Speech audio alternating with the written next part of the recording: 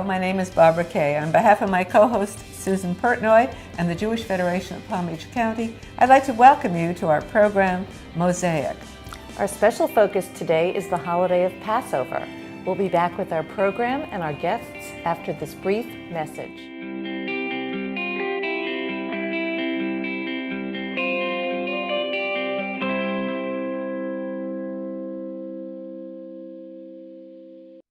It was a shock when my smart, strong husband had a stroke. His mind was agile, but everything else failed him. I didn't see how he could possibly recover. But through patience, skill, and compassion, the caregivers at Morse Life brought him back to himself. They brought him back to me. Morse Life Short-Term Rehabilitation. Morse Life. Honoring senior living. What if you could change the world? You can. We can do it together. With the Jewish Federation of Palm Beach County, you are here, and we are all connected. Together, we can enrich Jewish life, care for vulnerable populations, and build global Jewish community. That's what we do, every day, here at home and around the globe.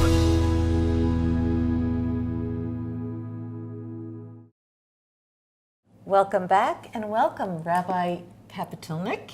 Shalom. Shalom. Tell us about Passover. What is Passover? The most observed Jewish holiday in the United States, Yeah. and probably around the world, which is quite amazing.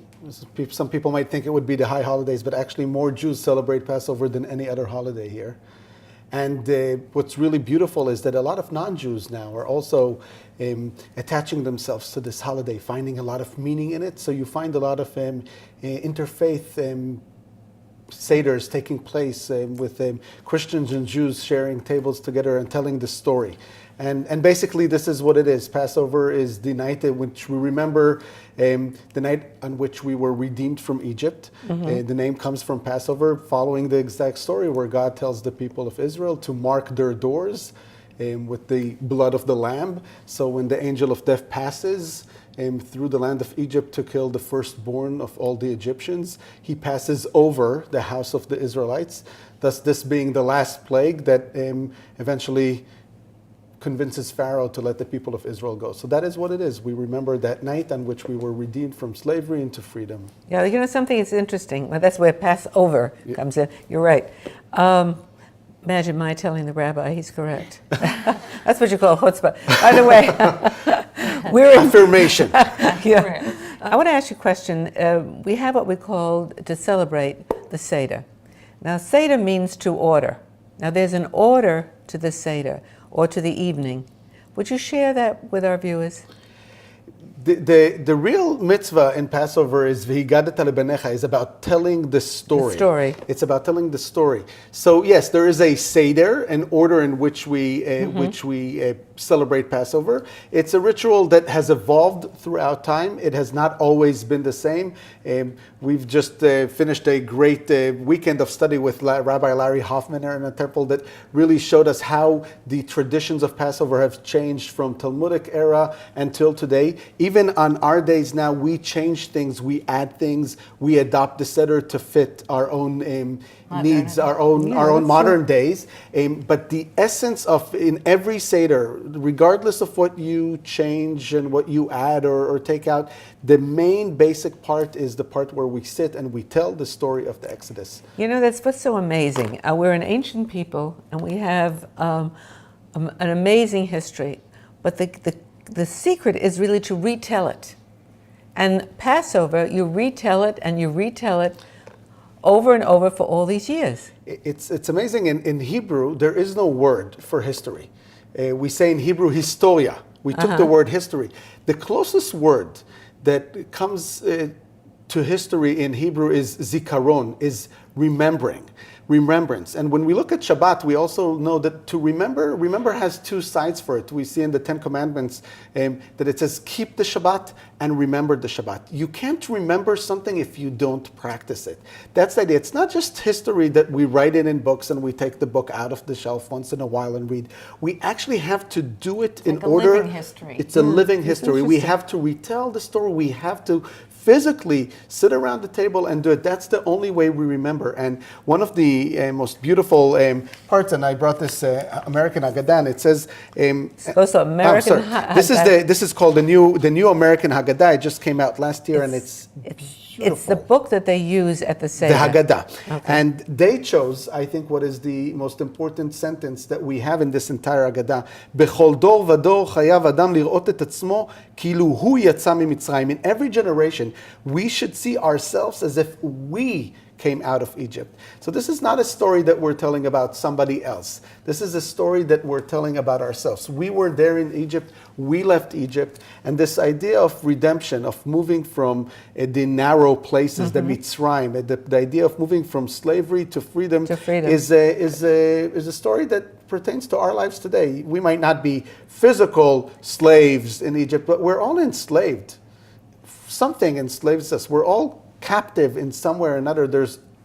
We all have something that in our lives that forces us maybe to act or behave or do something that we don't. And the idea of Passover is that we not only tell the story back then, but we look into our lives today and we say, what is it that is enslaving me and what can I do?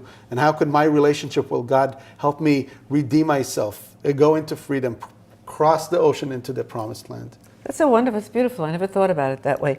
You know, what I'm always curious is that at a Seder, when you have young children, and it's very important for them to listen to the history and to learn about our past, but how do you keep them engaged? So I think that in the last decade, at least since I've been in the rabbinate, there's tremendous ways to do that and so many ideas, and there's so much creativity and innovation in that. In our Seder, we don't start the Seder around the table. We actually started in the living room. And we start by telling the story in the living room and reenacting the story so the children can actually move around. They're not sitting around the table and they're not playing with all the things that makes everybody nervous because the china and the crystal. So you could be in the living room and tell the story. You could dress up. You have all these beautiful props that you can buy online today. And so you make it a fun experience. You make it a fun experience. Yeah. But I do want to say this. I think that sometimes we go a little bit too much to thinking that Passover is just for kids. And we made it a bit of a pediatric Seder. So we focus on telling the story to the kids. So what I love to do is to divide the Seder actually into two. Start the first part with telling the story for the kids and have it fun and reenact it and make it really something that they can own. Then let them go. Put the Prince of Egypt on television for them. Let them do something else. Don't give up the part where the adults sit around the table and tell the story in a meaningful way for adults. So we have to find the balance between telling our kids, but also celebrating ourselves. See, I thought the afikomen was the way you held the kids because they wanted to steal the matzah, but that we'll have to explain. Yeah. Before we go any further, I think it's important for our viewers to understand the significance of things that take place at the Seder. Now, this is a Seder plate that came from Temple Judea, your temple. And by the way, say hi to Rabbi Levine. I will. And please explain what it is and what goes on the plate. Yeah. So the plate is symbolic of many things that happen on Passover. On top of the plate, you'll find, actually maybe the most important part of the plate is the zroa. It starts over here, is what we call the shank bone, and it reminds us of that sacrificial lamb. In the times that we had a temple, there was a special sacrifice on Passover, which reminds us of that lamb that the people of Israel were ordered to sacrifice on the night that they left. Today, we don't have a temple and we don't sacrifice anymore, so we put a shank bone to remember that night. So that is the zroa over here. The maror is the horseradish. We need something that is bitter. You could also put a romaine lettuce there or horseradish. The idea is to remember the bitterness of slavery. Again, if you think about it from the educational point, we all know as educators that when you involve as many senses as you can in a lesson, that lesson is learned in a deeper and more profound way. So it's not just enough to say it. We taste, we smell, we sing, we reenact. All our senses are evolved really in a Passover. And that's maybe also one of the reasons that it is so sitting so strong within our identity and our memory, is that we make sure that it's not just the telling, it's the tasting and the smelling and the interactive, the touching. The beitzah, an egg. There's a lot of these are all symbols, and different people interpret them in different ways, but basically we're looking at the spring, we're looking at rebirth. We start counting the Jewish calendar. Very few people are aware of that the first Jewish month is not necessarily on Rosh Hashanah in Tishrei. The first Jewish month, according to the Bible, is Nisan, is the month that we left Egypt. We're reborn as a people. We weren't really the Israelites, as we like to call ourselves, before we left Egypt. So this is the egg which represents that rebirth. Karpas, again, the idea of spring, of birth. We a lot of times will put parsley over there or some kind of a green that will indicate that life. And chazeret, again, the bitter herbs, and charoset is that combination that the recipes are it's just unbelievable how many recipes are out there, and nuts, and now there's with mangoes, nuts and apples and wine, so many things, and that represents bricks and mortar. The mortar that we use, that our ancestors used to build the mortar. And in the center you have... It just says Pesach, and in some plates that's where you put the three matzot and with the afikoman. Well, explain the fact that why we eat matzot. Okay. And the reason for it, and how our dietary laws are very different during that period. So on a more humoristic side, I would ask you, why do we eat matzot? Because it's one of the... I'm not a big fan of matzot. No, I happen to like it. You happen to like it, but a lot of people ask, why do we eat matzot? Actually, the matzah that we have today is probably not the matzah that the Israelites ate. There's whole lots of books and articles that were written about how that matzah really changed over the years. But the matzah that they ate is probably what you know today, and we know today as a pita. And they basically had bread that did not have time, unleavened bread that did not have time to rise, and they had to bake it really fast. And that is what we call a pita. They basically took dough that didn't rise, flattened it up, put it on the oven that they had, and made these very thin pita breads that we probably know today. Over the years, it changed, and it became this kind of cardboard with holes as we know it today. Yeah. But we remember the hasteness in which we left Egypt, and that's important. And so that's unleavened, because it didn't have time to rise. Yeah, exactly. The 17 minutes that, according to halacha today, it takes. And all of the food that we eat during the 8 days? The 8 days of Passover are very specific. In other words... they all have to be food that is unleavened food. And again, there's different traditions between Ashkenazi Jews. I was going to ask you that, yes, and Sephardic Jews. And Sephardic, and this is a discussion we do not want to enter, because we will never... Okay. A lot of people, I would only say that a lot of people during this time are looking for Sephardic identity and heritage, so they can eat the rice and the beans and the because and the diet corn. is so different. It's very, very different. It's interesting. Which shows you that most of these laws are what we call rabbinic laws, and are laws that are not given to us directly in the Torah, but are laws that evolved over the years. And a lot of them have the interpretations of the text, and a lot of them have to do with culture and local culture and where people lived and what was available for them to eat and what wasn't available. The beauty, again, is, and how I see the holidays, that we need to find that the meaning in the action. So it's not just about the rule, but what is the meaning? So what is it in us that we let rise, that we let inflate, and sometimes we just have to make sure that we don't, that we have control. For many people, it's ego. So maybe all our lives we live with this kind of sense of self-aggrandizing, right? And in Passover, we're reminded that, you know what? Deflated a little. That's deflated a little bit. We have to be unleavened. Yeah, we have, yes, but that's exactly, we have to also unleaven ourselves in a way. So we do it through the food that we eat. And for a whole week, you think about, how am I unleavening myself? What is it that I'm not letting myself grow into. I don't want to be that kind of person. like a balance. It is. Checks and balance. It's exactly that. Rabbi, You you should know? be a rabbi. That's a thought. Yeah. Another career. Rabbi, in the second half of the program, we're going to have a terrific chef show us 2 delicious desserts that we can eat that will culminate this beautiful experience of having a Seder. You were wonderful. It was a pleasure. Thank you. I can't wait to taste the excellent food. Thank you so much, and I want to wish you a Chag Sameach, a happy holiday, a meaningful and kosher holiday, and may we get many opportunities to celebrate Simchas together. That would be wonderful. Amen. Amen. We'll be back with the remainder of our program right after this brief message. My wife is the light of my life. Being her caregiver is both a joy and a challenge. I'm determined to stick with it, but it can be exhausting. I need support. Morse Life is here to help us. We look forward to seeing them. Morse Life Home Healthcare. Morse Life. Honoring senior living. Thousands of community members come together through programs and services provided by Federation and our local partner agencies to create a vibrant and vital community in Palm Beach County. Together, we can ensure a vibrant Jewish future. Federation and you, changing the world together.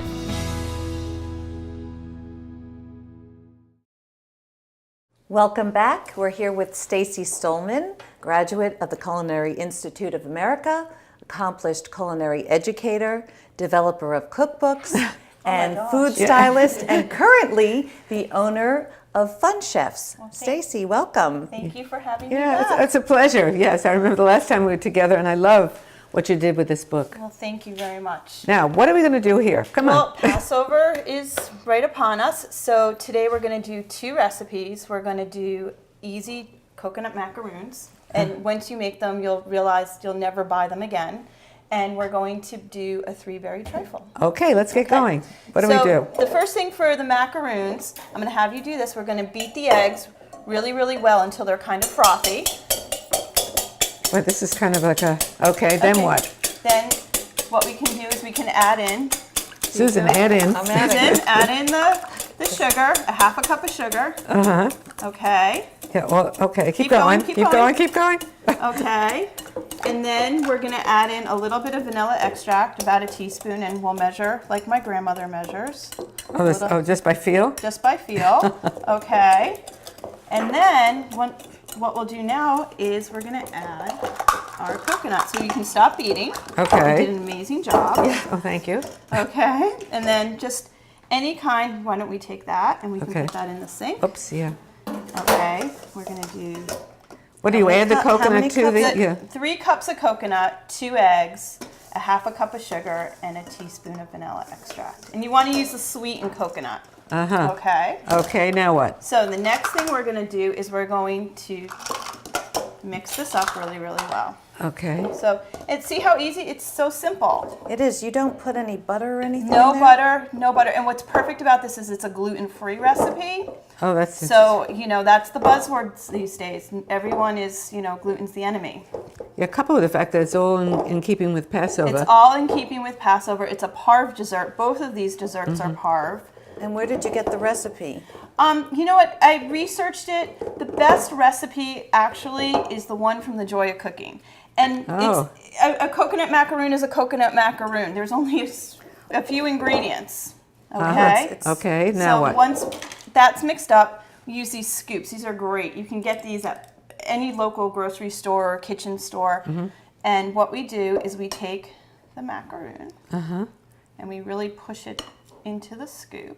And you kind of want to use your Get it right. fingers. Okay. And you just put it on a parchment-lined sheet pan. Uh-huh, you don't put anything on the parchment. Nope, the parchment acts as like the grease without the So grease. far there's no grease in this. No grease. No. No, it's a interesting. fat-free dessert. Oh my God. I never knew that's- that. yeah. I thought they were very fattening. And, okay, so you keep doing that, Keep and then doing what that. happens? And then what we do is we put it into a 350 degree oven for about 9 to 11 minutes. And once the edges get a little golden brown, then you know you're ready to pull them out. This is the finished product. This is the finished product.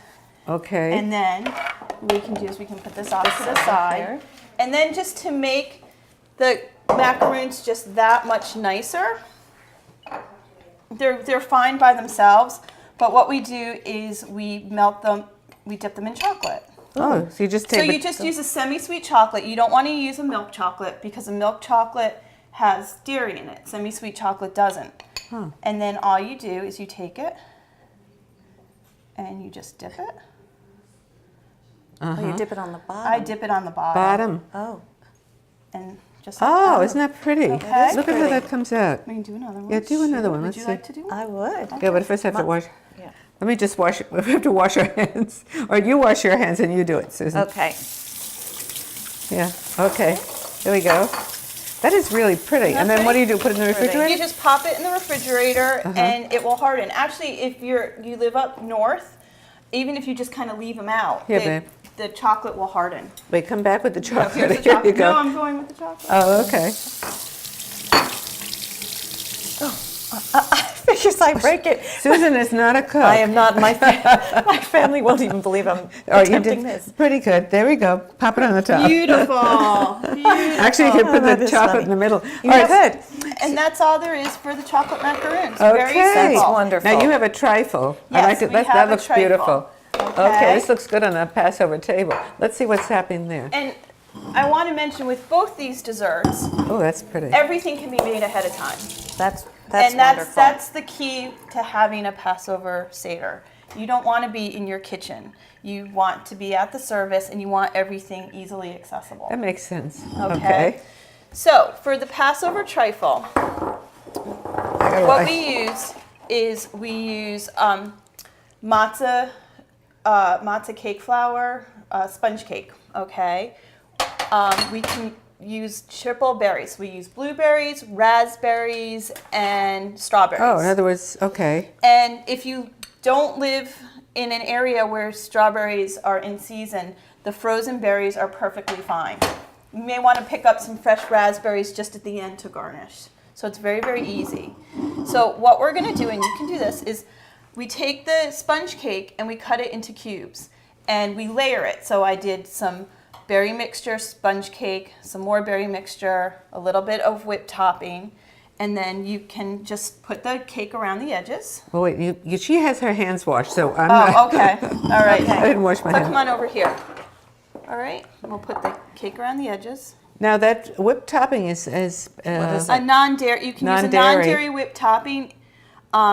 If you're going to have a dairy meal, then you can use whipped cream. Do you want just fill it in? Fill it in. Okay. good job. Do you have some sort of sauce in the berries? What happens with the berries is we feels just like put it a little does. bit of sugar, and it's called macerating All right, this part I the can do. berries. This you put right over the Yep, top. you're going to put that right over the top, Okay. Looks delicious. and it's so simple. It is. And it's pretty, a too. showpiece. It's stunning when you bring it to the table. Yeah. I think I'm going to make one of these. Looks delicious. So am I. Yeah. Okay, good Seems job. to be easier than the macaroni. Yeah, I have to know what's The inside. macaroons are easy. No, that didn't. The macaroons seem very, very simple. the way she Very, made very it. Yeah, simple. yeah. This is going to be wonderful. So And what wonderful. you want to do is try and get it around the edges Oh, because I didn't that's want to going mess give up the. Oh, I see. the effect. Okay, Of a cool. parfait. Yes. Oh, I see. Okay, that's very nice. All right, here we go. I think. Okay. And then the next thing that we're going to do. Waste that one. No, we don't waste. Beautiful, Okay. Barbara. Okay. And then what we're going to do is we're going to put the whipped topping on top. And then just sprinkle it with raspberries. And what you want to do is you want to make sure, so as not to what we call stain the whipped topping, is you kind of want to use the top of a spoon and you want to just touch whipped topping to whipped That topping. looks delicious, actually. I must tell It you. really does. Okay. And then you just sprinkle the. And then what we do, and every chef Oh. has this, we all have Ziploc bags in our life, right? So What bags in your Ziploc. life? Oh, Ziploc. Okay. So what we do is we just do a little Oh, you make a hole in the bottom of the a Ziploc. little hole, and if you have a pastry tip, that's fine. If you don't, Well, that looks really you can neat. just do a Very dollop. Can you see that? It's really beautiful. Okay. Okay, good job. Okay, and then we just put some berries Oh, on top, and then mint. Oh, great. well, that's beautiful. It Oh, really that's is. looking really Isn't pretty. it? Yeah, it's a very festive Stacy, looking tell dish. us about Fun Chefs. Yeah. Fun Chefs is an idea that I had of my own. It was almost a out of necessity. I was a food stylist and recipe developer in New York, and I lived in Connecticut, and I would commute. And when I was pregnant with my third child, my husband at the time had said, "You can't do this anymore. You need to figure out something else. You still need to work." So I had always done cooking classes, beautiful. and I've taught people who want to become chefs or home cooks. And I had a house full of kids. So one night I was like, you know what? I'm going to start a cooking school for children. And over the past 11 years, it has grown by leaps and bounds. And my mission is really to teach kids about responsible eating and healthy eating. Oh, that's wonderful. Yeah, knowledge is power. And if they can cook for themselves, that's so wonderful, because we have such a huge epidemic of childhood obesity and diabetes. It's true. That's true. absolutely true. Where do That's we can wonderful. go online to look You can at- go to funchefs.com and you can see where we have all of our classes. A lot of our classes are after school. And then in the summer, I partner with a wonderful, wonderful woman who owns an interactive pottery studio. And we partner together and we have a camp called Camp Culinart, where they learn about art and they learn about cooking, and we bridge the two together. Oh, that's wonderful. Doesn't that The sound art of wonderful? cooking. The art of cooking. art of There you go. cooking, the Yeah. art of cooking. And I have to tell you something, the art of cooking is pretty well represented in this wonderful book, too. Why did you partake in the Jewish holiday book? Well, you know what? Part of it is location, location, location. The woman who wrote the book, Rita Milos Brownstein, actually lived where I grew up in West Hartford, Connecticut, and she had found me, and the photographers lived on my street, believe it or not. And I was very involved with the JCC and cooking, and my family owned a kosher grocery market in West Hartford.